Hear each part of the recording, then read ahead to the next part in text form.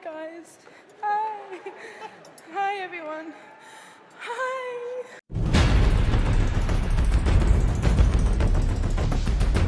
Tonight is very special because this is the ESPY's 25th anniversary, right? 25 years.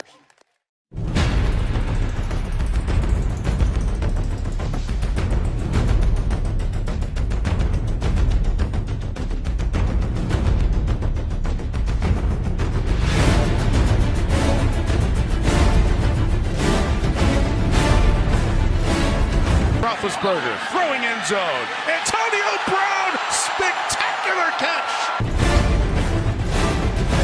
Cooper has it, loses the football out of bounds.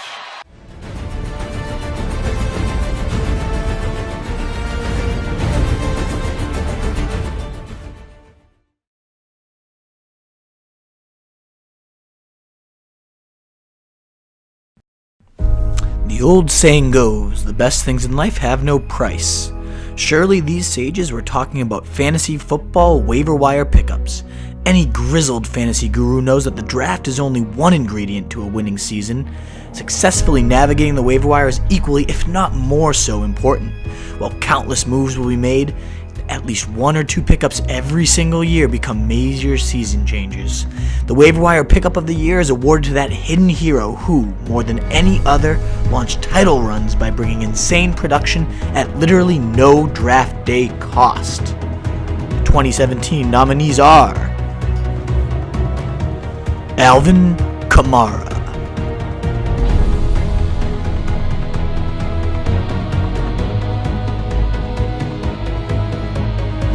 Alex Smith,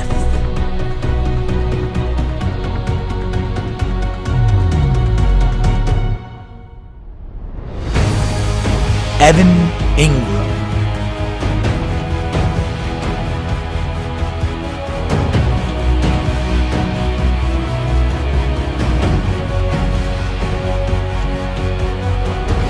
Robbie Anderson,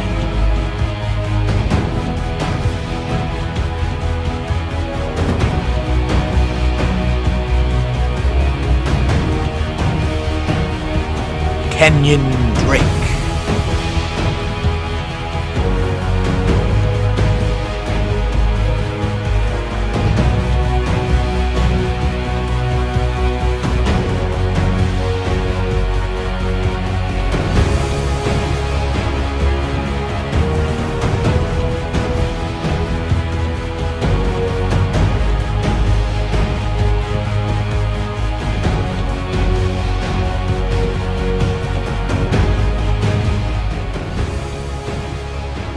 Kamara was unavailable for interview at this time, but did offer this comment.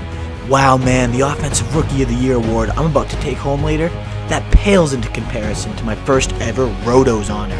Sorry, I'm just at such a loss of words here. I gotta start off by thanking Adrian Peterson for getting traded. Man, if you never ran your mouth despite sucking so bad, I would have never gotten those 15-20 touches a week.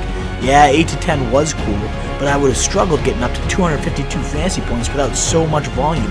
Much appreciated, AD. Keep sucking, ruining locker rooms. Then I gotta give some props to my coach Sean Payton, thrusting me into that joker back role. The 168.4 RB targets per season are just a gold mine for anyone. It's no wonder I ranked second in receptions, receiving yards, and total yardage among RBs. Couldn't have delivered without being fed so much, so I'm so much appreciated, coach. Last, I gotta thank all you defenders. Man, it was so effortless running through defenses like a hot knife through butter. I'd slide off you like my body was covered in lube, and it was so easy outrunning you all down the sidelines once I had broken free. Much appreciated for all those huge chunk gains and long scores, y'all. Peace out. Thanks again, Roto Street, for the awesome Rotos.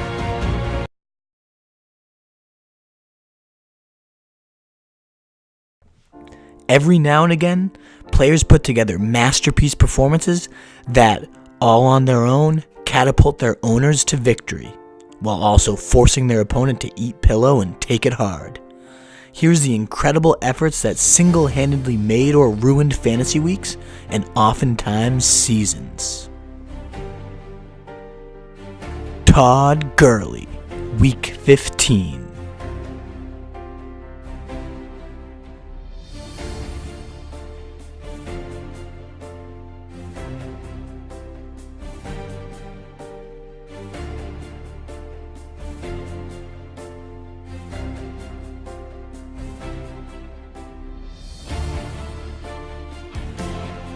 Todd Gurley, Week 16.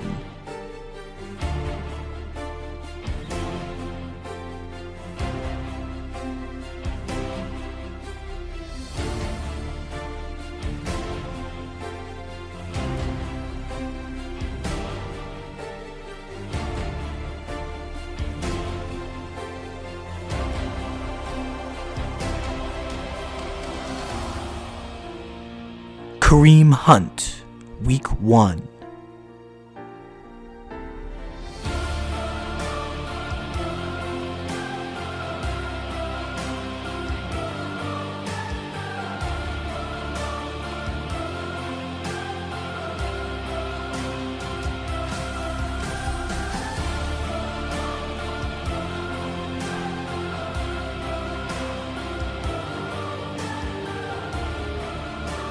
Julio Jones, Week 12.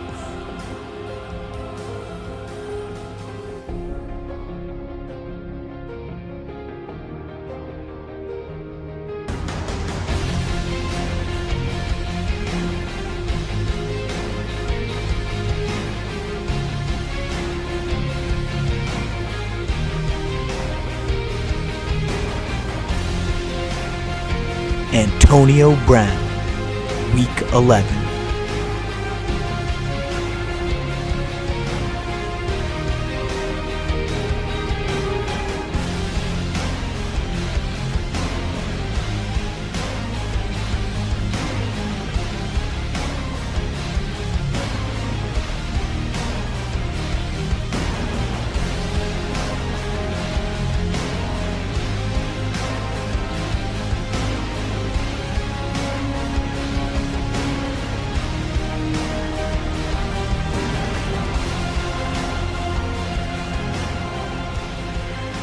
And yet again, Todd Gurley was not available to come on live, but here is the comments he offered. 2 rotos in 1 year? This is amazing, truly the highlight of my career so far. Last award I already gave tons of props to my coaches, teammates, and ownerships, but this week in particular, week 16, my linemen, you all did a great job getting out and creating convoys on those screens, and McVay, thanks for continually dialing up those and what was working, peppering me all game with those targets.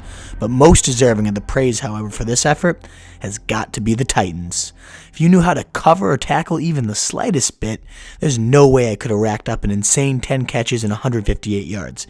I literally hurdled over you all multiple times. That's about all I got on this one. Hope that performance brought you all Merry Christmases and fantasy titles alike. To many more in 2018. Todd Gurley, touchdown, Los Angeles Rams.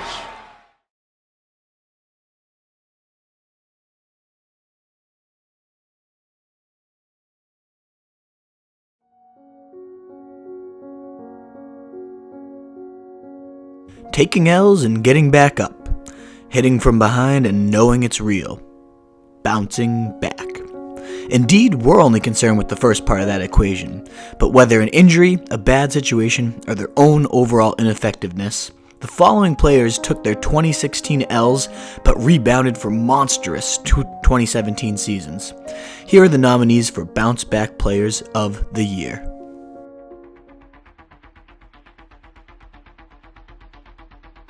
DeAndre Hopkins.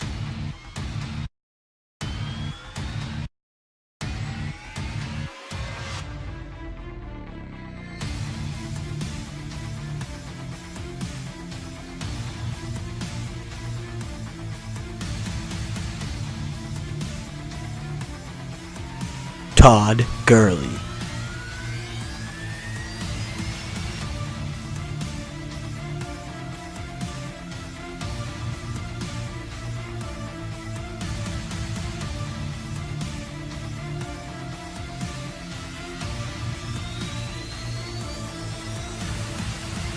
Rob Gronkowski.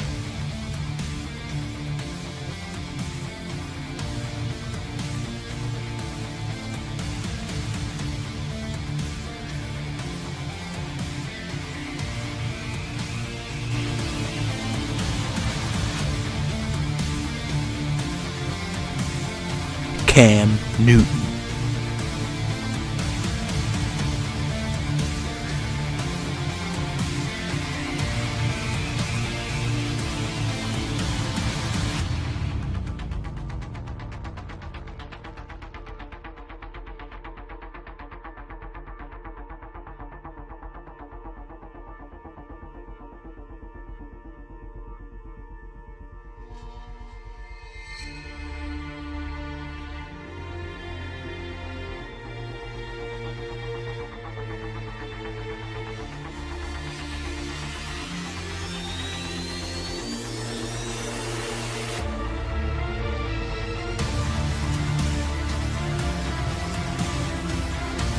Shockingly, Todd Gurley was also unavailable to actually interview right here, but he did offer these following comments.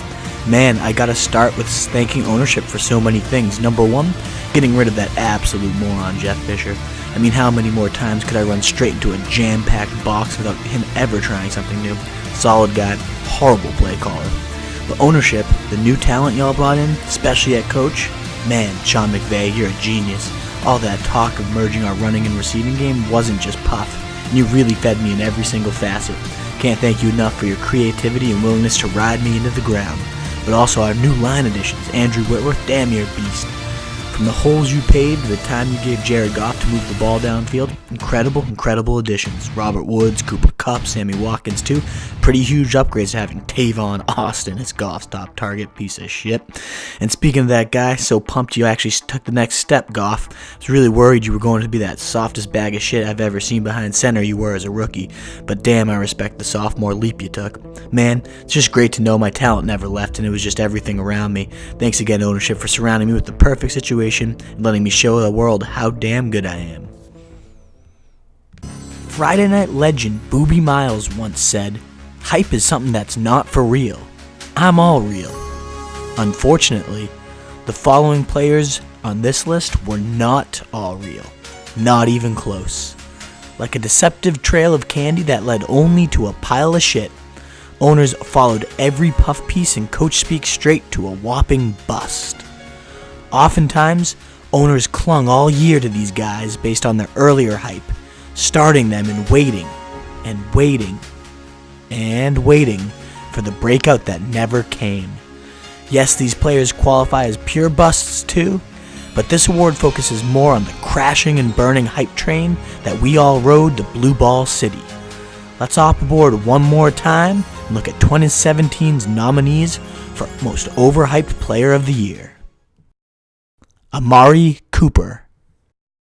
Start with perhaps not the longest of the hype trains, but definitely one of the most star-studded and probably the most impactful, and definitely one of the most entertaining ones. Let's begin on May 25th, Mr. Amari Cooper. He says he's going to be a lot more productive going forward this year. Very productive. Thank you, Amari. That was a great nugget. And then on June 15th, not a month later, Derek Carr. That dog is coming out of Amari Cooper. Ooh, that thing you saw at Alabama where he'd just take games over, Carr continued. Defensive backs better know he's really taking it more serious. He's going to go attack them this year. Yeah, he is, yeah. He's not going to let them come to him anymore. Really, yeah. Well, let's get in the real deal here. Good thing the dog finally came out of Cooper so he could record career lows across the board. 45 receptions, 565 yards, and 6 TDs low. Despite often going in the second round and well ahead of DeAndre Hopkins, Cooper finishes the wide receiver 37. Great finish. That dog, again, really came out, Amari. Awesome. Well below the likes of Kenny Stills, Nelson Aguilar, and Jermaine Kearse. All undrafted. Really, really useful. Thanks for that one, dog and all, Amari Cooper. Awesome stuff. Devontae Parker. Settle in and get nice and cozy if you're looking for a hype train long enough to span all 7 continents and every shithole found in between them. This one's Devontae Parker. Yeah, we all know this one. May 6th, Dolphins O-coordinator Clyde Christensen expecting a gigantic year. Ooh, huge. He loves what he's seeing out of Parker, who's healthy and hungry. Yeah, we all know about those improved habits. Kept raving about him all offseason. May 19th, Parker even says, yeah, I'm practicing harder. Big season's coming in 2017. May 22nd, not even 3 days later, let's continue piling on the tour. Multiple sources told the Miami Herald that Devontae Parker has been so impressive this offseason that coaches feel he's finally developing into a dominant threat. Yes, dominant threat. Oh yeah, very dominant. June 7th, according to the Palm Beach Post, there are strong indications, yes, that Devontae Parker is primed for a giant leap, giant leap in his 3rd NFL season. And not a month later, July 27th, the Miami Herald reports that Devontae Parker blew up on the first day of training camp. Oh shit, we're on the field and now it's finally happening there too. Awesome. August 17th, let's continue piling it on because it's the preseason and we all know how much that matters. Jay Cutler called Devontae Parker, get a load of this one, a faster Alshon Jeffrey. My goodness, I really think He'll have a really great, gigantic year, says Clyde Christensen, yet again, just to reiterate that point. Oh my goodness, let's take a look at the real deal, why don't we, Devontae? Gigantic year, all those improved habits, you're sleeping better, you're eating better, amazing, your work ethic so much harder and giving it your all at practice. You took a nice step backwards for all that, totaling only 606 yards after an already disappointing 744 the year before. And let's talk about that one total touchdown. Amazing, really useful, really helpful, gigantic, dominant threat. Amazing. It was all good, you dominant threat. Wide receiver 58. That's how dominant you were. Amazing. Less dominant than Ryan Grant, Travis Benjamin, and Brandon LaFell. Oh, such mainstays on fantasy championships everywhere. Thanks for that hype train. Really helped out your owners this summer, Devontae. Terrell Pryor. Settle in for another one that's going to cause owners to want to rip out throats and smash a lot of windows as they hear the name Terrell Pryor. Yeah, this was a fun one. April 14th, Terrell Pryor and Kirk Cousins are working out together this offseason, really honing that rapport. Pre-OTA workouts, definitely showing that work ethic, right? May 10th, Terrell Pryor expects to be a difference maker in the red zone for the Redskins this season. Yeah, promised a lot of red zone usage, weren't you, Terrell Pryor? May 29th, Kirk Cousins said he wants to get Terrell Pryor as many touches as possible. That's a great one. June 14th, speaking at minicamp, Kirk Cousins vowed to target Terrell Pryor heavily on downfield routes this offseason.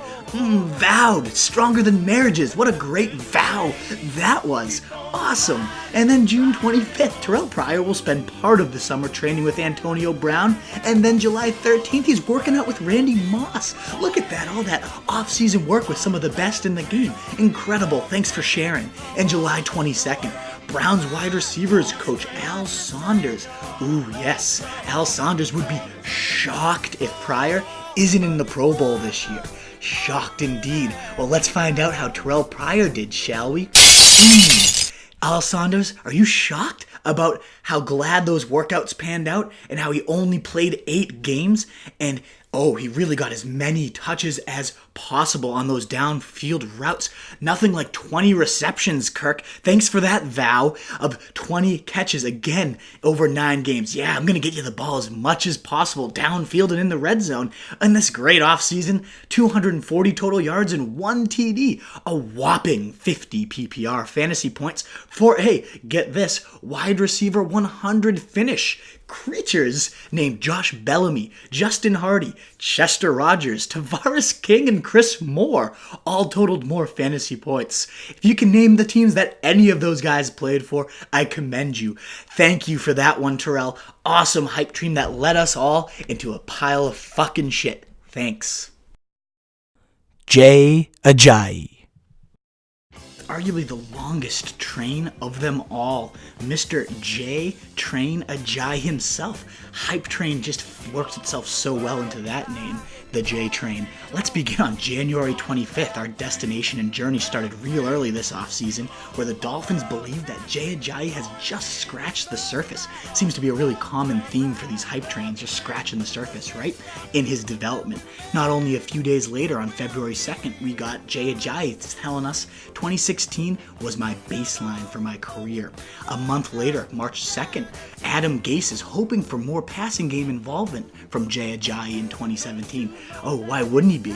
As Clyde Christensen a couple months later says, Jay Ajayi's receiving skills are, quote, 200% better than this time last year. 200%, not only 100%, 200. Thanks, Clyde. May 24th, Dolphins coach Adam Gase then suggests Jay Ajayi could see as many as 350 carries this season. Oh man, that's the stuff of fantasy wet dreams if I've ever heard it. Thanks, Gase. And Clyde Christensen, love this guy. We continued to pile on that Jay Ajayi might be the most improved player on the team this offseason, despite me recognizing how good he was last year.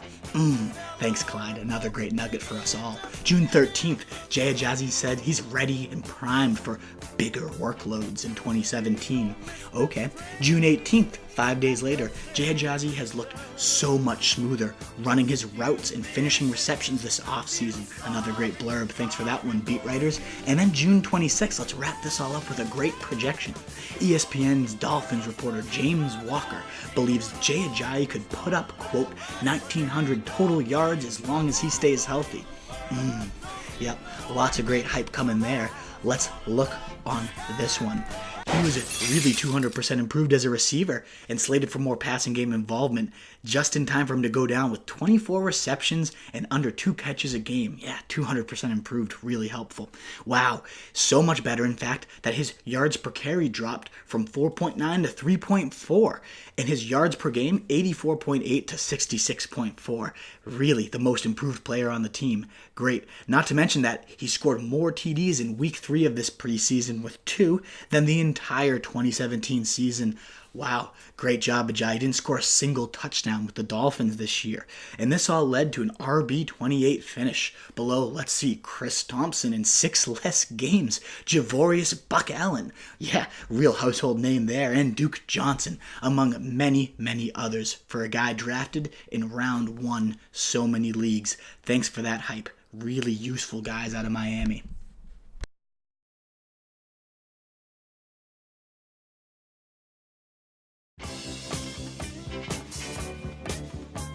Ajayi was not able to come in for the interview, but did offer the following comments to be read. Oh wow, what an honor, Overhyped Player of the Year.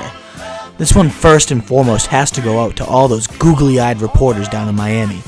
I tell them I want 400 carries, 150 catches, and you best believe every fantasy owner is going to know it's a lock from those guys. According to the writers down there, they'll write anything. Between me and Parker, those writing idiots were constantly stirring up false hype and hope that the Dolphins actually had good players. Really convincing writing, guys. Good stuff. Appreciate all that hype.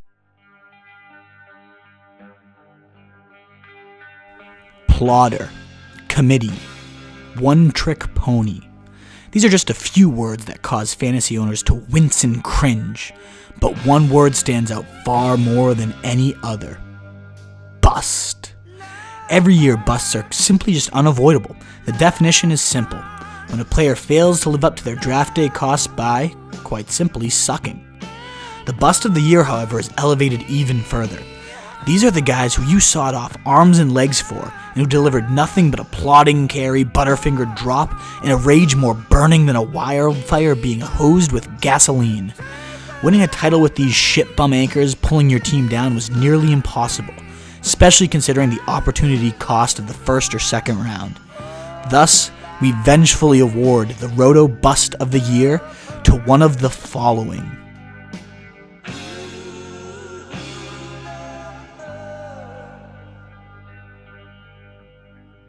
DeMarco Murray.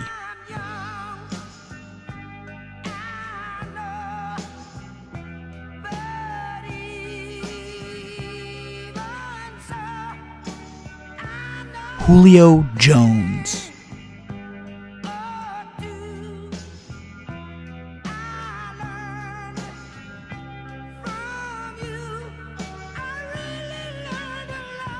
Mike Evans.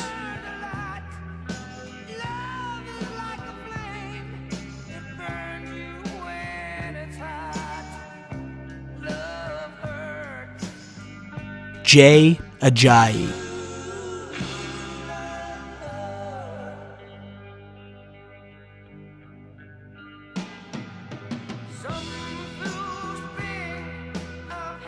Amari Cooper.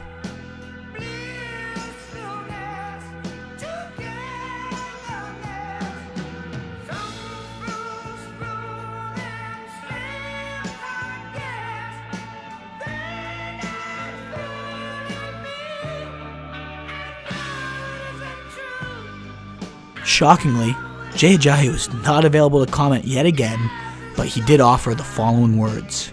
Wow, not only do I get Overhyped Player, but to be able to combine this with Bust of the Year? Man, that's a truly spectacular level of shit. I gotta thank my line first and foremost. Nothing like getting hit behind the line of scrimmage nearly every play. And my man Adam Gase, thanks for literally never calling run plays within the 10-yard line, ever, while I was with the team. Great stuff, man. Oh, and my bulky knees, gotta thank you guys. Gotta love running on a bum leg all year and probably the rest of my career. And my O coordinator, Clyde Christensen. Man, you really emphasized this bust by promising I was the most improved player on the team with 200% better receiving skills. Nothing like false workhorse promises to truly spite fantasy owners. Man, this is a true blessing, Roto Street.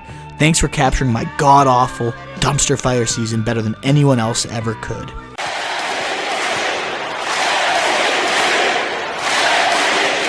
Whether a target hog receiver, bell cow back, or sometimes even both combined, how those numbers came doesn't matter. What does matter, however, is what those numbers meant.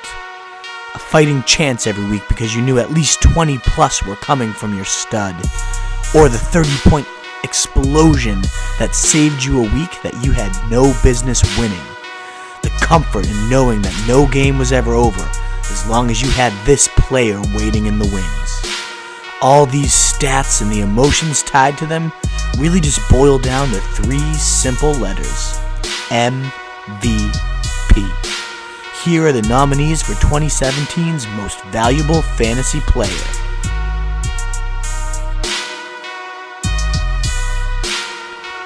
Le'Veon Bell.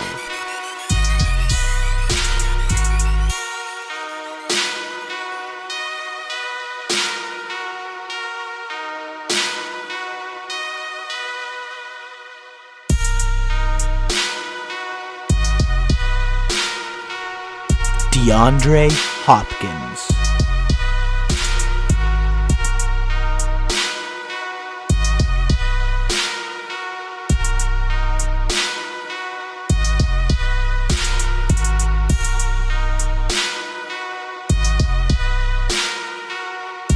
Todd Gurley.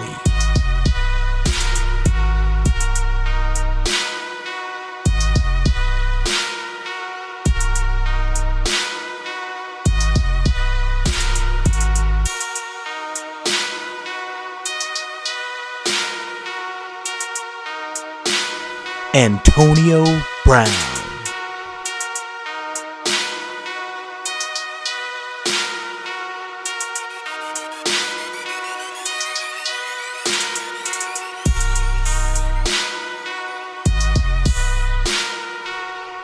Alvin Kamara.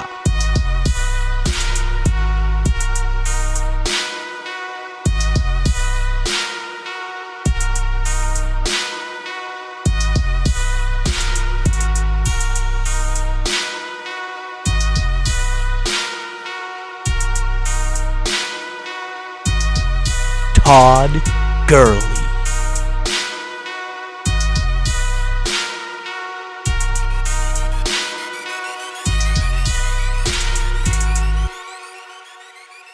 Shockingly, Todd Gurley was not able yet again to join and accept the speech live, but he sent this recording in.